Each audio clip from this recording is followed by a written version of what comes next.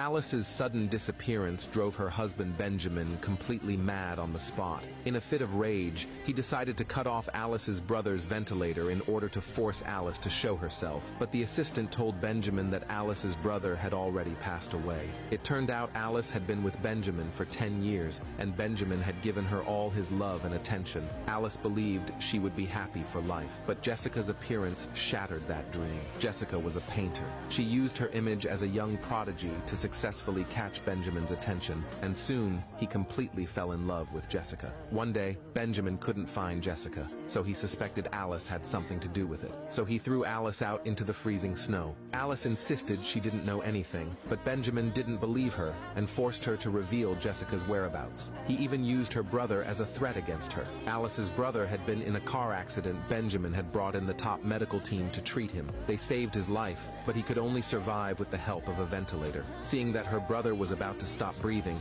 Alice lied and said she had seen Jessica and had warned her to stay away from Benjamin. At that moment, a servant told Benjamin they had found Jessica at a welfare facility. Benjamin rushed to find her, completely ignoring that Alice was still lying in the snow. The next day, Alice woke up in the hospital. She quickly asked the nurse, "How's my baby?" The nurse shook her head. Alice realized she had truly lost her child. She made up her mind to leave Benjamin for good, so Alice went to the police station and had both her and her brother's identities canceled. Then she went home and burned everything that reminded her of Benjamin, including the wedding ring she had worn for 10 years. Suddenly, Benjamin showed up and asked what she was burning. Alice said it was just some useless junk. Benjamin didn't ask further and instead ordered Alice to bring out the bracelet and give it to Jessica. The bracelet was actually a family heirloom of Benjamin's, only worn by his wife, but now he was giving it to Jessica. Alice coldly said, "I'll get it right now." But when she handed the bracelet to Jessica,